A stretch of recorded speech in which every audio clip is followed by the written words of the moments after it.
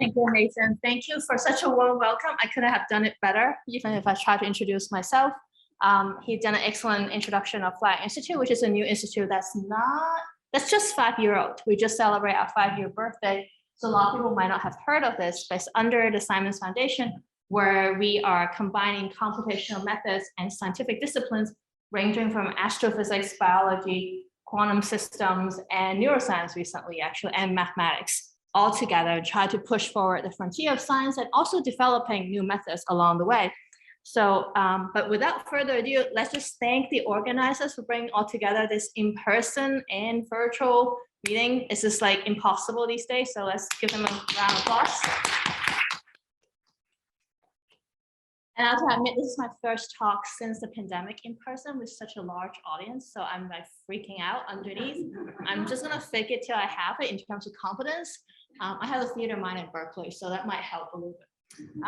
I'm showing work today, largely led by all the students and postdocs. Miles Kramer, who's over there, actually, you want to wave your hands, he's gonna do that. He's from Princeton, Maria Stu, who's at Princeton students, also before, now is at Google.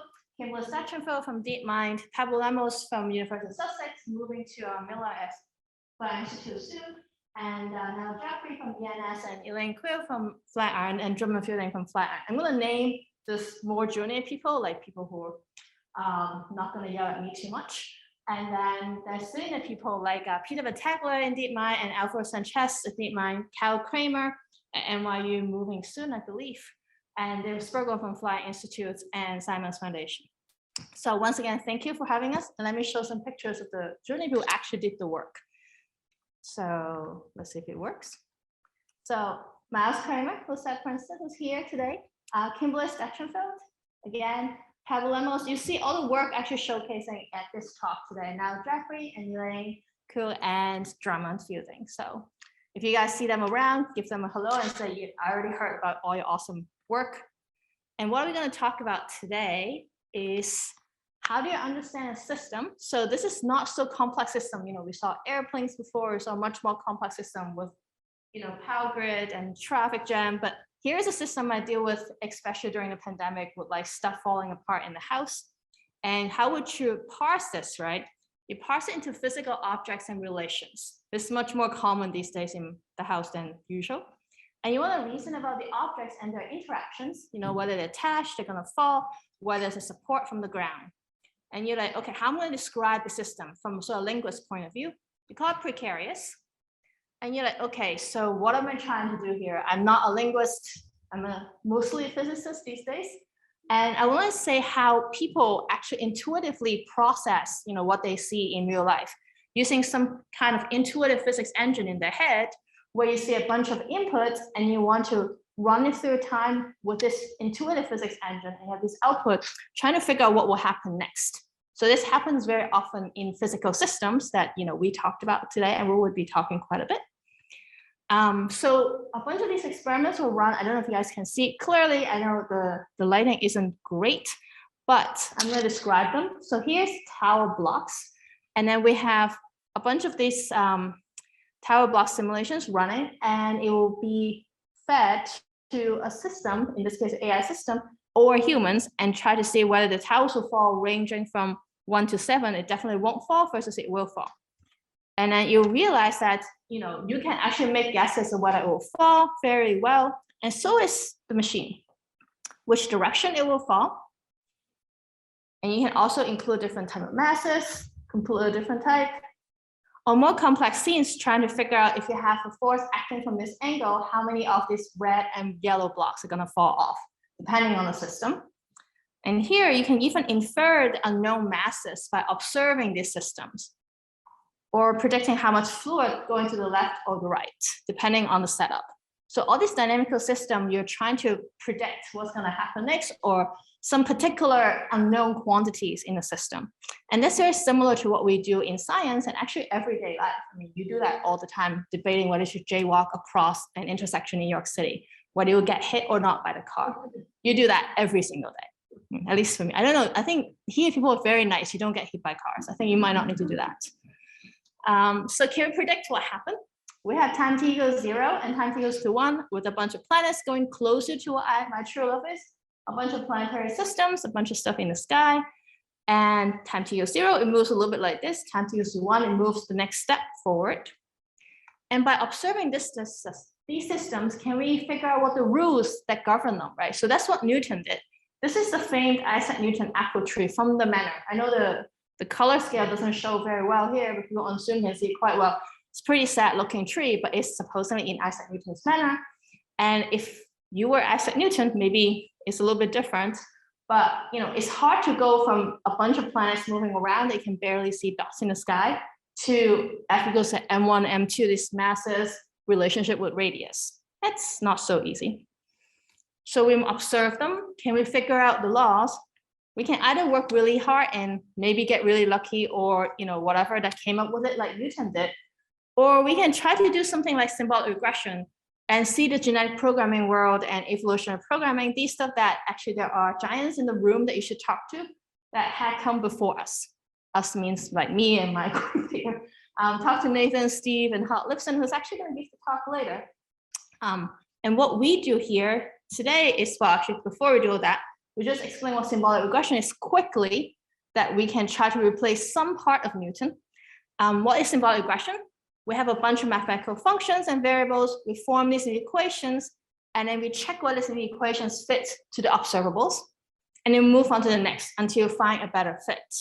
So the possible issue is that there's a huge search space, and so exponentially really large to search. So it's really hard to have a huge equation to search.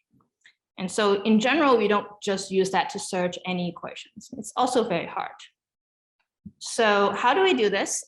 In this work that's led by Miles Kramer, 2020, 2019, we combined the graphical neural network, which actually takes a system and just sort of compress it at some level, like lower the dimensionality, and then combine it with symbolic regression and find these laws that we knew it was there, but it's great to rediscover it by just looking at these complex planets moving around in man-body systems. So any other questions I, actually messed up this talk, ask Miles, he actually is the expert here. So how do we do this? We're going to do this in 2 steps. We have the data set here first with a bunch of particles, anything moving around. You want to predict the dynamics, and then you model it with graph neural network to predict the dynamics. And this kind of, oh, I have a pointer, very powerful. Maybe not. So let me use this. This one works. We have this network that basically would look at this data set and try to lower its dimension. And when it's lowering dimension, why do I lower its dimension? I want to predict what happened next. And that process of prediction, if you can crystallize what the network has learned to predict its dynamics, you might glean some knowledge. So that's sort of the idea. So how do we do that? And once you do this prediction dynamics really well, hopefully you have learned something in this network. Then you try to extract it out using symbolic regression to some kind of law, can be anything. Okay, so this applies to many other situations. One of the work we're doing right now that's not successful yet is to try to look at a bunch of genomic data of patients who have cancers and try to say, okay, can you use some network to predict what type of cancer type, survivability, how bad it is, what drug you should recommend them. And when that network works, can you interpret why this gene, why these mutated genes actually do this, right? And so that's actually what we're applying to not just rediscover laws, but hopefully discover new rules that we don't know much about. So that's, but this is the first step, very early days when we started doing this. So let's concentrate on predicting dynamics first. And neural networks great at doing this. But before I move forward, for those who don't do a graph network for breakfast, I certainly did not until recently. Let's talk a little bit about graph network. What is graph network? We particularly introducing one type of graph network called interaction network, which is pioneered by Peter Zentangle from DeepMind and his group. A graph is a natural way to represent entities and the relations. Remember the toy boxes with toys falling off and like stuff interacting with the guitar and the graph. That's basically where that sort of inspired the graph network. It has nodes and it has edges. So nodes can be entities, objects, events. Edges can be the relationships, the interactions, the transitions. And then you can infer about the entities and relations with respect to this graphical structure. So it has this nodes, edges, V1, V2, V3, these nodes, edges 1, 2 right here. In the early COVID days, when we sort of like in between starting this work, I actually modeled myself very stupidly, trying to figure out, if this city has this many COVID rates and like a variety of information, how do you model a graph network? So it doesn't have to be objects, it could be like cities and events. So there is a large variety of applications here, but what I'm going to show here is a much more physical systems that you are much more probably familiar with.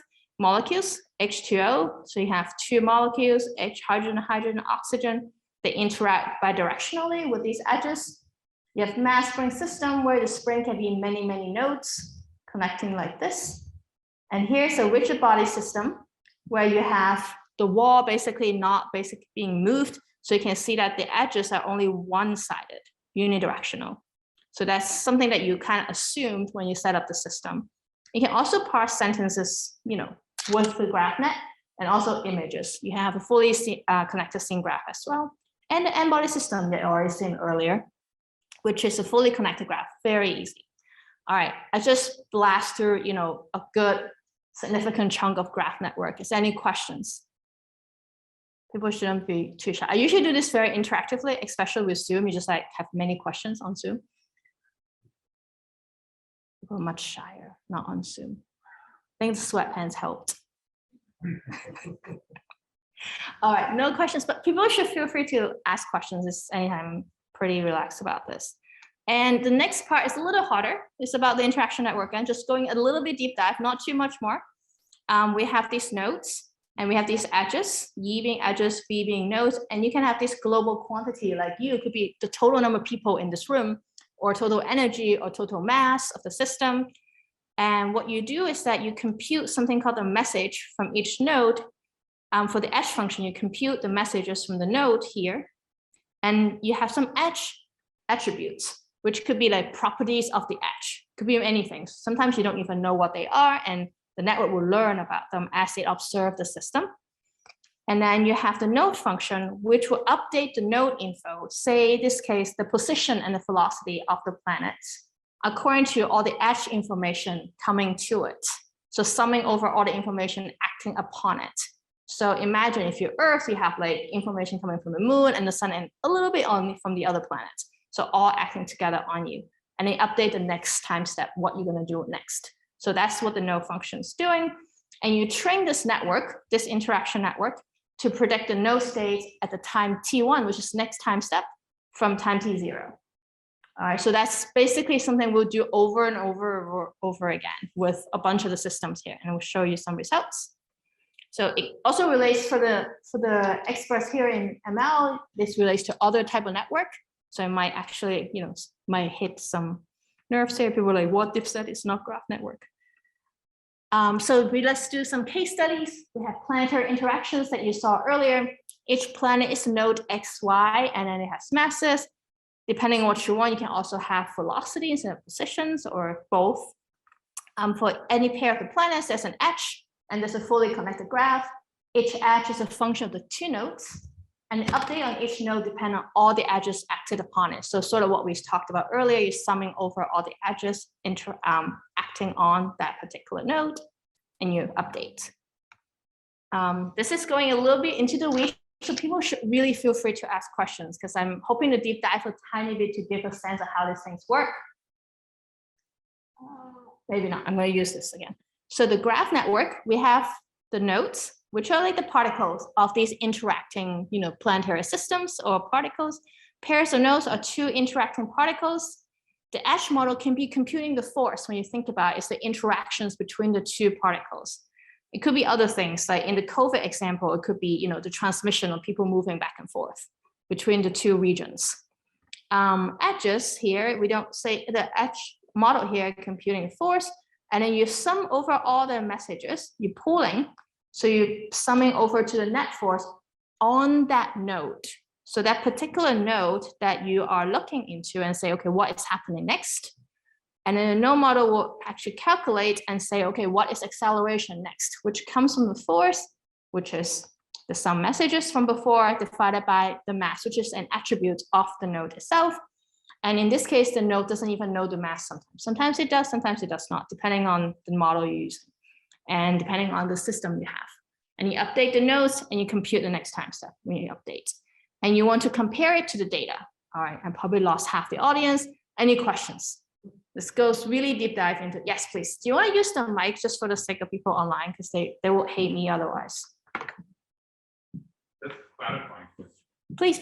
So where are the free parameters? They're all a lot. There are a lot of free parameters. So this is a great question. I should clarify this. So the forces, they don't know what the forces are yet. So until you saw the data, they don't know what the forces are.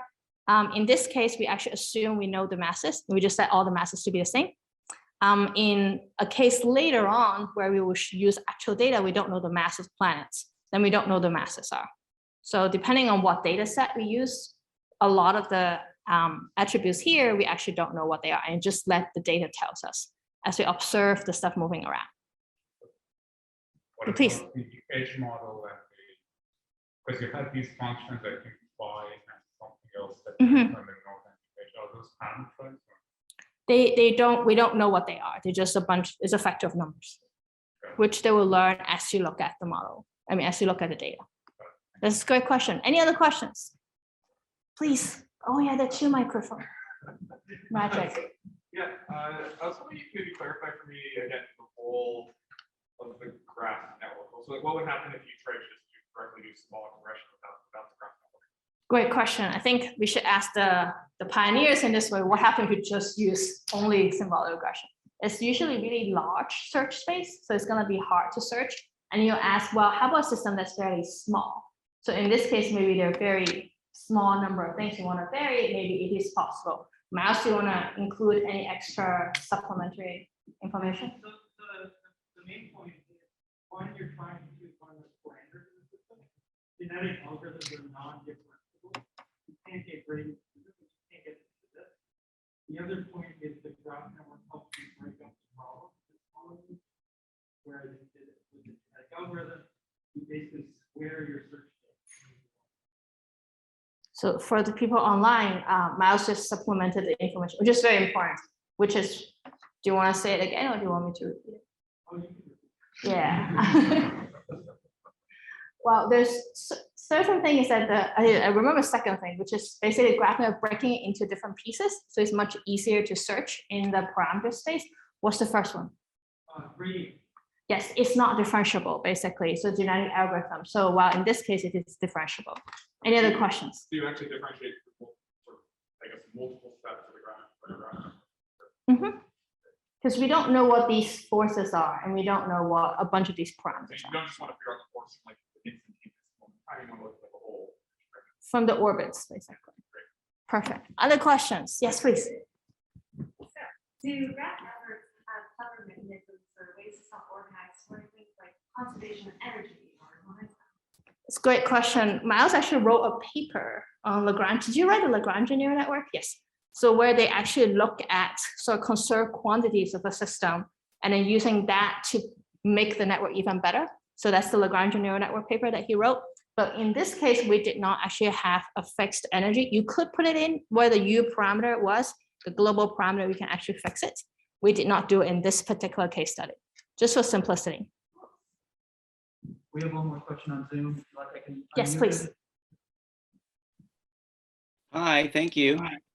Hey, so thanks. So I just wanted to mention something that I know Nathan and Peter and Hod all know, that this is not a new topic.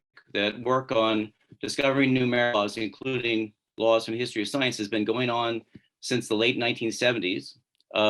And we usually call it equation discovery, not symbolic regression. But the classic work, and that goes back before Hod's work in the late 2000s, certainly did not use graph neural networks. You do not need to use graph neural networks. There may or may not be advantages, but I think it's really important to acknowledge that the important thing is the problem. Okay, in viewing the problem as search through a space of models, both structural models and parameters. And neural networks is one way to do that. Genetic algorithms is another way. There are other ways that I and my colleagues have used. And the great thing about this program, this project, this institute, is that you're going to encourage people to to compare them with this common data sets. So I don't think there are really good arguments for why that we don't have evidence graph neural networks are better. That's an empirical question to be understood, I think. Would you agree with that? I think there are many things we should do. I mean, this is a first venture for us, at least, to combine sort of some kind of neural network with symbolic regression, where we use some neural network, any type actually in this case, to reduce the search space in this case. And I think Miles said it very correctly, is that you kind of use graph network to make it much simpler to search. So that's actually one way to look at it. But I agree, there's so much work before us. That's why I say look at, we should talk to the pioneers about the equation discovery, or for me, I call symbolic regression just because the work we've been following from before. But that's great comment. Any other things? All right, next part. So outcome, so we talked a lot. So let's just show whether things work a little bit. So this is the truth on the left, the model on the right of this particle system, and it rolled out many more steps. And you can see that for the n-bar system is working quite well. When I say roll out, what it means is that you train a system where you have the input and then you have this output, and you take the output and it becomes the input, and you keep rolling out. It becomes a simulator. That's in this case a graph network. So it's a one-step simulator. It keeps rolling out 1,000 steps. And 1,000-step row from the top row versus the bottom, which is the predictions. And you can see that the balls bouncing four walls don't actually work so well. The strings work quite well. The n-body works quite well. And there's many improvement we can do. I think there's a great question earlier suggesting we should do conserve energy, which I suspect will help some of these systems quite a lot. Again, many things has been repeatedly done before. I'm just wondering if it's what we can do better in this particular system. And here's a zero-shot generalization to larger systems where the machine has not seen the system before. So it has not seen so many n-bodies, so many balls, or such a long string. So does it still work? It turns out it works okay. Well, I mean, it's not perfect, especially the walls bouncing four walls. You're like, okay, that's going crazy. But it's a super chaotic system, and honestly, it's actually a really hard problem to solve. For anyone who plays pool, you realize it's actually very difficult. But the other ones work quite well. So, and then what do we do? Then we have made the predictions. We have a network that predicts very well, at least quite well for the n-body situation. We want to extract to the symbolic equation part. And this part, this is something that we actually realize we need to do something a little bit different, is that if you have a neural network or any neural network, in this case, it's a graph network, you can't just throw it into any search space because it's large. There's many numbers, many weights. So we have to do something we call it encouraging the low dimensionality representation here in this plot. And what it really does is that you pluck out parts of the graph network. In this case, let's say we pluck out the edge function. And it's basically this particular vector with many numbers. And we want to make sure there's very few elements left. So in this case, we thought, okay, first thing we try is that if it's a 2D simulation, we should expect the dimension of the edge vector to be about 2, not too much larger than 2. But we find that if we limit it to only 2, it makes the training much longer and the performance is not as good. After trying a bunch of different things, and you see that later on we actually changed this idea again, we use L1 regularization to minimize the number of message elements that are important to fit the observable to the predictions. And then we pass these particular action elements through this symbolic regression and see what we fit for the 2 elements. And it turns out that we actually do found force laws recover from the observed system, both the Springs law and the 1/r², which is this n-body system laws.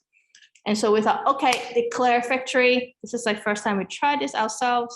We were very happy. And then we said, okay, maybe we're doing something too easy because we're covering things we already knew. Like maybe I just plug in the equation somehow accidentally. So should we discover something we don't know? So we decided to do something harder, at least something that we do not know the answer ahead of time. And as Nathan hinted earlier, I'm a cosmologist, so I'm going to have to show a cosmology simulation. It is the universe. This is a simulated universe. It has the blue particles. The blue ones are the dark matter particles. And very soon it'll be color-coded by the temperature. And that's an explosion of a supernova explosion star. And that's where you have this heated temperature changing. And you're like looking at this system, and you're like, okay, what is she trying to do? what we're going to do is to look at all these dark matter simulations of the universe. Dark matter consists, is about 30% of the universe. The other like 60-some% is something called dark energy, which I won't go into a whole talk about what they are today. And we're going to try to find some properties about these dark matter, which no one knows, using graph network plus symbolic regression with our method. So the question here, the challenge here is that what is the density of dark matter within the center of dark matter halo? You can think of dark matter halo as cosmopolitan of, dark matter particles being people in the world. So people here being particles in the universe, and you coagulate into like New York City, Seattle, Los Angeles. And here we're asking for the density of dark matter in the center of these dark matter halos, given the surrounding dark matter halos. So think of getting the central population density of New York given the surrounding suburbs. Okay, so that's sort of the question. We can make guesses what this answer may be like. It's a very complex, you can see that simulation is non-trivial to make. And we don't know analytical formula from this previous work, any work at all. So what we did is that we take these dark matter simulations, we throw it into this, we try and trim it down to very simple things. So just the cosmopolitan city in the middle, and then you have like all the suburbs around it. So all the dark matter halos around it. And then you try to model it with a graph network to predict the central density of this dark matter halo. So the central population density, when you think about it, of these dark matter particles. And we want to find this unknown dark matter equation, which no one knows. So what do? We actually find a new analytical formula that fit to the observable better than what we can fit using physical intuition. We kind of have to force ourselves, just like guess what it could be. So we have made a bunch of guesses, and that's the error. And you can see that error is not too great. And then this is basically when you allow it to use mass, which is simple version, and you can see it actually drops quite a bit in terms of the error. And we're like, okay, we actually found something new that using physical intuition, just physicists alone don't actually do it. And we were quite happy. We still don't know why this formula is this way. So one thing I want to mention is that we can find some rules, but we might not have the understanding yet. So that's the next step that I don't promise, we can actually understand immediately, because now we have this formula that we have to go and talk to theorists, like what's going on, right? Why is this formula true? And it works. So then we move on to even more complex situations. These are turbulence situations. So for people who see all these airplanes and you think about, rockets taking off, you have the exhaust stream interacting with the cold water pouring to like cool the system. These are all turbulence situations. And it also happens in the galaxy, in the planets forming, and the simulation you saw with exploding stars. Here is one of the simple ones. It's a 3D uniform compressible decaying turbulence. I'm sorry for the color, but you can see it's actually changing quite a bit with density, velocity, x, y, z direction, and the pressure. We also look at this system below, which is a 3D mixing layer where there's a hot layer and a cold layer going like this across with each other with radiative cooling. And we're also showing density velocities across and the pressure. This is the work by Kimberly Satcherville and German Feeling Miles and many others, and from DeepMind too. And I'll show work later, what we actually did with this. So what do we want to do? First thing is we have this system. We want to make it possible to predict them. Let's try to predict them. Can we do that? We need a network that predicts complex simulations. That's the first thing we're going to do. How about a 3D compressible decaying turbulence? And you're like, okay, all these crazy words. But basically, these are the stereotypical turbulence systems you want to take a look at first. The ground truth is on top. The prediction rollout is then below. Again, we make a simulator to predict one step rollout. And you take the output of this simulator and you go back as an input and you predict again and keep rolling out. It rolls out 160 steps actually for this one. And see whether we're doing okay, density, velocity, x, y, z, and pressure. And you can see that the model and the ground truth actually look quite similar along the way. So we're like, okay, at least we can model them, at least for these 160 steps for this particular system. How about another one, which is a turbulence mixing layer that we showed earlier. Again, ground truth on top, prediction rollout on the bottom, x, y, z, and the pressure. Apologize for the color because it's hard to see in the back, I think, with the contrast. And you can see that they basically model each other out quite well. And you're like, why is this useful? You already have run simulations. Why do you actually do this again? Other than, we just want network can replace the numerical simulations.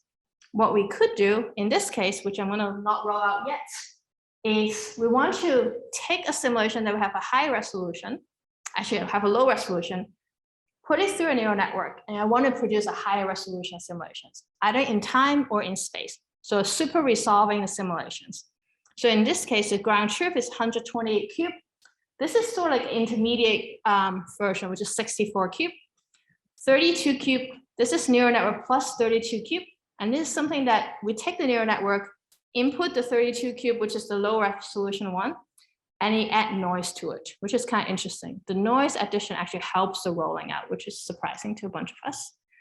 And we plot density, velocity, X direction, Y direction, Z direction, and pressure. You can ignore the spectral amplitude on the side here because I'm not going to go into that. But it's basically a summary statistics of the system that we're going to show. And you might not see it very well, so I'm going to guide your eyes a little bit. You can see that this is the ground truth, and this is 64 cube. And you see that for a neural network plus 32 cube plus noise actually works quite a lot better than running 32 cube, and actually a lot of times even better than running 64 cube. So we're actually pretty happy the fact that we can super resolve the simulations, at least to this first step. And then you're like, okay, so what's going on here? We made the simulations faster. We can super resolve them. Now what do we do? We want to recover the fluid equation that went into the simulation. And the simulation equations are much harder. These are the equations we want to entertain ourselves with. The left-hand side is the stuff you already seen earlier. We can do F equals to, M1, M2 over R squared. That's much easier. But here are the true fluid equations that we try to recover, and much more complex. And there are actual extra terms. We don't even know what they are. They call the closure terms that we won't even talk about today. So can we do this? Recall how we did this before, this mumbo jumbo with data sets, a network. We try to sort of apply the L1 regularization and then feed it to symbolic regression. Doesn't work too well. So we actually introduced a new way to do this, which is called the Zentangle sparsity network. Elaine and Miles spearheaded this effort, which basically is to, instead of this L1 regularization, to lower the dimension, what you saw earlier in this edge factor. We do it a slightly different way, and I'll show you how it works. Here we show all the edge factor. So imagine you have this edge factor earlier that becomes the forces, in the edge. These are the different sort of like features you can think of it. Input on the y-axis. And this is at the beginning, initialization of the training. First, it's all over the place. But what we really want is that we only want a few things left. For each of the edge factor, it should depend on as few input as possible. So it kind of forces it to be a much simpler system to interpret later on. So that's what we end up doing, applying sparsifying this latent parameter dependence on the inputs, and makes it much easier when we fit it. And you can see it's still actually rolling forward. It gets really stabilized to like a few things. And you can even interpret it a little bit and say, okay, you have dependencies on the neighboring node, dy, the density, and the velocity in the y direction. So it's not completely random what they picked up. And you see why that actually is very important, because when we extract the equations, it looked a lot, well, it's not perfect. It's still, it's a workshop paper. We're still working on it. You can see the extractive formula here. It's not entirely correct, right? Because you want density, velocity in all three directions and the derivatives with it. And this one, it gets close, but you got the pressure instead of density. And you think that if you throw it to a scientist, if you give this formula, at least the scientist would tell you it's likely a rho. And it's in particular, in this case, our data, the rho, the density and the pressure is very similar in this particular data set. So that also explains why. There's a few more things that we want to work out the kinks, but the point is we can recover much more complex equations that it's not just like a one-liner that you can sort of pick up very quickly and why can't just search through it, right? How about using some real data? So getting very close to, this is the cool part, applying to some real data. We do know the law because we kind of knew what the planets are doing. But it's real data where we take the NASA Horizon ephemeris data, which is orbits of these 31 planets and moons in the sky, just orbits. We don't know its masses. We don't know Newton's constant. We don't know Newton's law. We don't know the GR. The network doesn't know much at all. And it's led by Pavelemos, now Jeffrey and Miles Kramer, Peter Battaglia and me. And so let's see what happens. We call what we did before again. It's the same idea applied throughout the whole talk. We have this planetary system, we apply graph, and it looks kind of like Newton's law. What do we get? So we do actually use these actual orbits from 30 years of observations. We apply graph network, model it, go forward and see whether it can actually, recover the actual orbital parameters. And if we recover the correct orbital parameters, and then you get the right force laws. And you also get the right learned scalar quantities. Let me show you what it is. We have the data from the bodies from the inner solar system, data on the left, the learned orbits on the right, and you can see that they basically match. You're like, okay, but this is very hard to see, even if it's different. We actually have a movie later on, so we'll show you a little bit better. Here, we show you much more complex plot, I know, but let me just concentrate on two things. One is that when we use graph network plus symbolic regression, there is something that we can still improve upon. You see that the prediction is sort of a little bit all over the place still. And the truth is where the stars are. These are the masses, and these are all the planets and all the moons, right?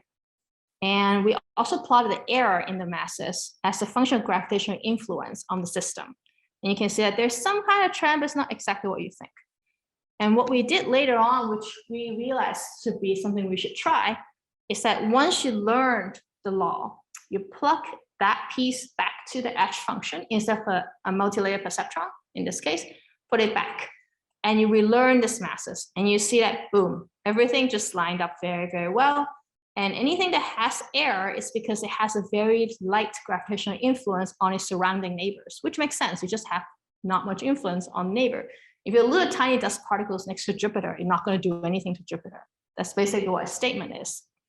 And so we were pretty happy, and we're going to show a movie. But before I show a movie, any questions? No questions. And I put half the people to sleep. All right. Oh, we'll make sure Hot wakes you up because it has movie sound, surround sound later. But here's a movie that will show basically what happened when you do these three different levels of a network. One is the graph network, what happened when it predicts all these orbits. Then is the graph network plus symbolic regression, which you recover the law, but you use those recovered quantities as the prediction. You plot that. The third one is you use the law and then you relearn the masses again. And that's the last one that we actually like a lot. Oops. And it's the videos made by Miles and Peter, so you can complain to them if you don't like the videos. That's the graph network one. The sort of semi-transparent is the truth. And you can see that even the graph network, it has some errors early on already. With the symbolic regression, it's a little bit better. It's like less errors. But what's best is actually when you use combined symbolic regression, graph network, and you relearn the masses, and you actually look a lot better. So let's spin it down again. And it's just showing the inner solar system quite nicely. And here is the one with the symbolic regression coming up. And you see that there's already quite a bit of, not quite a bit, I mean, just a little bit of error, but it's very significant in the sense that, well, I'm pointing it out to you. But once you add the relearn masses, it actually looks quite well at the end.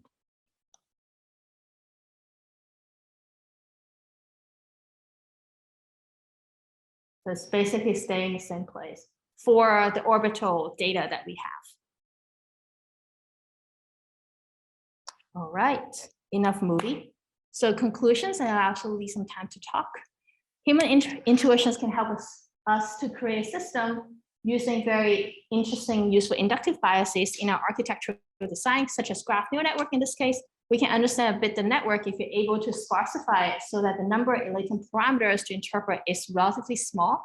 Using symbolic regression in this case, you can also use other genetic programming like the early people have mentioned. The formula we cover from the network can guide us in understanding both the network and the system we're trying to model. But that doesn't mean that it gives you the correct law right away, and doesn't mean that it will give you understanding immediately. So that's something we should work on.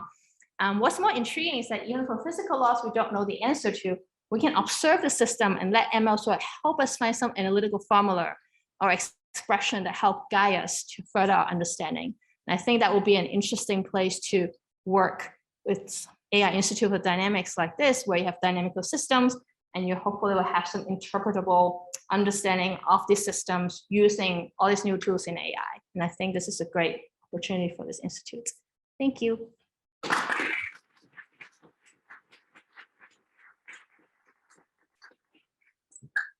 All right, so we have some time for questions. And so if you have questions, just come up to a mic, that's the best thing, and then just ask your question. So please go ahead. How does the number of observations scale with the number of bodies? So do you mean the which part? In order to train, so the way I'm kind of like for the planets, you have to start with a graph, and then you end up, you use a graph neural network. So for the planets, say you have 9 planetary bodies, how many observations do you need to give to the graph neural network? And then what if you have 90 planetary bodies? How many observations? Yeah, so we use whatever they have. So we have 31 planetary bodies plus moons, so it's planets and moons.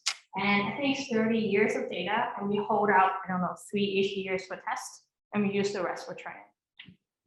Because any other scale, you have like 90 or 900 bodies in whatever problem.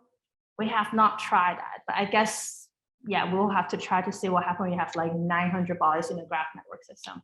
I mean, Peter and others have done more bodies than 31 because they have a work on interactive network where they have like hundreds and thousands of bodies and then predicting forward what happened, but they use simulated data. In our case, it's a very constrained system. We have only one solar system and we only have 30 years of data because what's the one we got in NASA. And my second question was, so it seems like for the regression problem, these are deterministic dynamical systems. So have you tried using it to learn like closed form for stochastic systems or for closed form approximations for probability distribution? Not yet, but this is interesting. I think I would love to see what you have in mind. This could be a really interesting thing to go about too. We haven't tried that. Yes, hi again. Hi. I have 2 questions as well, so I'll ask one. So with the Cosmos simulation, you're discovering this equation between the laws of dark matter, right? How do you check the robustness of that equation to things like the simulation you use to infer network architecture, kind of like, how do you make sure that that's actually the equation and it's not specific to a particular data set? This is a great question. So this is specific to that particular type of embodied simulations, right? So these embodied simulations of dark matter is very robust, and that's what everyone does. Doesn't mean that it has to be correct, but it's really just embodied systems of dark matter particles with certain masses. So it's dark matter particle mesh codes, basically. But if I run the simulation with a completely different initial condition, so I get a different picture, and I apply your method, am I going to find the same equation? We should check this. Could be fun. So say the universe is completely different. Yeah. And I suspect it will be a different equation. So say the universe has a completely different amount of dark matter, these particles floating around, or it has a very different form of dark energy. This is something it's very close to heart, like how the universe expands very differently. I suspect it will have very different solution. Yeah, this is just true for the universe we think we simulating correctly right now. And then when we change, for example, I assume you have like a particular network architecture you use to infer the equation, right? If I maybe throw in extra weights or a few extra layers, is it going to change that equation significantly? I'm trying to figure out how robust the discovery of the equation is to the model we put through the network. Yeah, this is a good question. Like, so what if I take a network and I prune it very heavily, prune like 80% of weight? Would it be very different? Right? Would the equation be very, I suspect not as much as we think, just because we do this like lower dimensionality deliberately. But I think we should try before we are sure. So we haven't done that ourselves. Oh, you're good. Yes. So I had a question about your data set where you were using reduced nodes, and then you found that when you incorporated some noise, it actually predicted better. Yes. Can you talk a little bit about that? That's a great research question. We're actually researching on this right now with Julie Kempe, who's the Director Center for Data Science and her students, Jintong Su and Nikos, I cannot pronounce his last name this week. And we found out that when you put in noise, that a Gaussian noise of different quantity, sometimes it actually so it always increase the error for the one-step error, which means your prediction for the next step is always worse. But your rollout error, which means you put out, you put it input and keep rolling out 1,000 steps. That actually changes things. Sometimes I didn't show one of the plots, but you will see them exploding without noise. If you don't put noise in, it will explode. Like the system just go haywire, right? And then if you put in some Gaussian noise, it actually keeps being stable and correct for a longer time period. And now for different Gaussian noise, it has different behaviors. And we're also looking at using different type of adversarial noise. And adversarial noise here means, can we make basically equivalent of, if I have a cat picture, I want to find out as a cat, how bad can I mess up that cat picture before the classification is wrong, right? So we're trying to do the same thing to put in the extreme amount of noise and see whether it will actually make it better. So we don't have a solution to why that's the case. This is not just observed in our system. I just had a talk from Shirley, who's a neuroscientist at Flatiron and NYU yesterday. And they found this is true for audio and also classification. When they add noise, it also helps regularize it. And they have an explanation from the geometry of the manifold, which I don't claim to understand, of the network. But that doesn't seem to translate directly to our situation where you have a rollout situation, where we're not having a one-step prediction, we're having 1,000-step predictions. And it matters a lot more when you have noise, when you want to roll out 1,000 steps in the forward. Okay. I don't have a good answer. It's an active research area. That's a great question. It's great. We spent some time on the paper if you want to take a look. It's that ICLR 2021 just came out. Okay. Thanks. Yes. You actually just answered part of my question with that answer, but I'm curious about how you're measuring error. I believe you just said that both the one step and looking at all time steps. It seems like that lends itself well to looking at error as like a time series of the error. Mm-hmm. Is it common to see non-constant variance in the error when looked at as a time series? And I guess not necessarily how do you deal with that, but is it a conscious decision of at what kind of time point or step you're sampling the error? Yeah, this is multiple questions in one. This is a great question. So we do see a lot of variations on the errors depending on what you put in for this noise regularization. So I haven't finished answering that question. Actually, Nicole just inspired me to talk more about the noise. Is that when you have Gaussian noise and you add too much noise, you basically damp the system enough that it goes very flat and doesn't do much. It's a turbulent system that goes to do nothing. So it changes. And then you have just enough noise. I have a conjecture why this works is that when you roll out one step, you have created noise. And the stuff you put in as input has that noise property as a network noise. So we can look at that distribution of output noise and use it to regularize. It might actually help. Complete conjecture. We haven't tested. We're gonna test it probably this week. So that might be why that's depending on the amount of noise it works. The Gaussian noise works okay so far. Actually works the best, even better than the adversarial noise sometimes. But it's still work in progress. And in the time step parts, we have not tried varying time step. And that's something that could be very interesting to look at in terms of both like the noise properties. You know, if you have a really large step, your noise level is going to be much bigger, and then it might create very different behavior when you add noise to it. Great question. Actually, your answer to that question anticipated mine, which is what happens when the noise isn't delta correlated in time? So what happens if how would you adapt this to deal with systems that have memory effects in the back, in variables that you use the noise to model? So you say the noise is correlated in time. Yeah, so if you just add noise and you have to dampen out, you have something like a Langevin equation, but some systems have memory in the back, right? And you could certainly see with the hidden variables in a dense system that there might be memory in that map. And I'm wondering what happens when the different iterations of your neural network have more than just a Markovian type of dependence. How do you build that? Yeah, this is extremely interesting. We did not look into this at all, but I think this is like a huge area that relates back to FSR training and regularization using noise, and then linking back to stability of these rollout deep learning accelerated simulations. I think they're all connected. I don't have a solution to this, and we have not tried a non-Markovian system. So we should probably try that. Maybe we can try that. Yeah, thanks. You think that your approach can be used to learn effective coarse-grained models for turbulence? Say if you let your nodes be larger collections of cells, can you learn large-scale interaction? This is the work that Miles and Nathan and Steve, and as part of probably Miles' thesis, we'll see. So that's something we try to work on. But there are also other effective coarse-grained systems that I think many people can look at, and people have suggested this, not necessarily in turbulence system, but many things in physics. There's like effective field theory type stuff, and you can use this to learn those effective terms.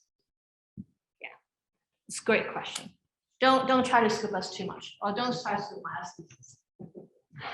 So in the case where the dark matter, I'm just wondering, does the results support any preference for like the either axions or wings or anything else?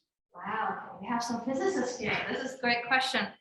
We did not assume axions or WIMPs in particular properties here. All it assumes is that it's a dark matter, right, which is a particle with X mass, and it interacts very cold. It basically only interacts gravitationally, and it doesn't have extra velocities in kinetic energy. That's basically what it assumed. It did not assume it has to be axions or WIMPs. It does not make that assumption either way. But if we say there's a dark matter particle that actually self-annihilates when it's in the center, and when it gets close and dense, then we will probably have a different problem, which I think will give you an interesting constraint on dark matter properties, which I didn't think about until you asked the question. Great question. Thanks for the great talk. I was just curious about non-pairwise interactions. Have you looked at systems that are hypographs, and do you think that it's easy to apply the same system to that? Yeah, we have not looked at non-pairwise systems in this case. I mean, even when we get the equations for this turbulence fluids, we're actually looking per voxel, how it interacts with the neighboring voxels. So it's still pairwise in that sense. I think it's possible. We have not done it, but this is a great idea. Oh, thanks. Thanks.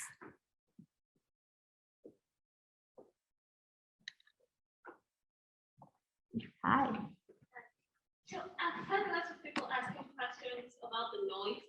I wanted to know, did you quantify the noise? Because we have a problem we're solving in class, and then we had a certain amount of error, and then we noticed the p-value was actually that was 1. So I don't know, did you check the effect of a small error and then the effect of a large error? Because when you said the noise was added, it was better. So did it matter whether it was big or small? It does matter whether it's big or small. So we which did one is check. better? It is in the middle. Kind of like problem dependent. Is it like problem dependent?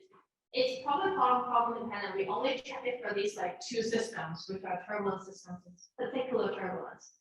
So it is probably completely problem dependent. And I was hinting at it's probably problem dependent and the network dependent.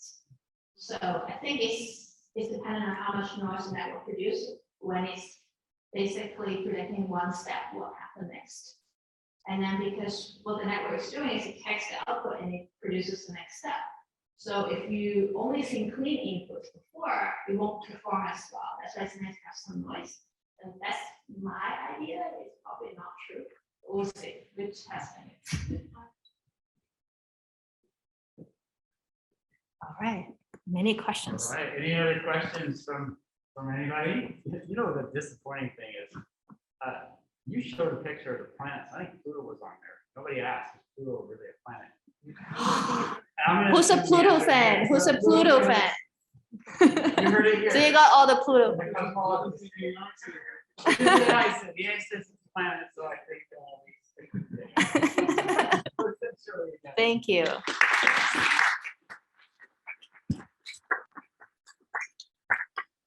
All right, we're going to transition. It's so bright in Seattle that we're going to try to shut these a little bit over here so that it's get a little bit better up here. And Hod, I'm going to come up and set up here.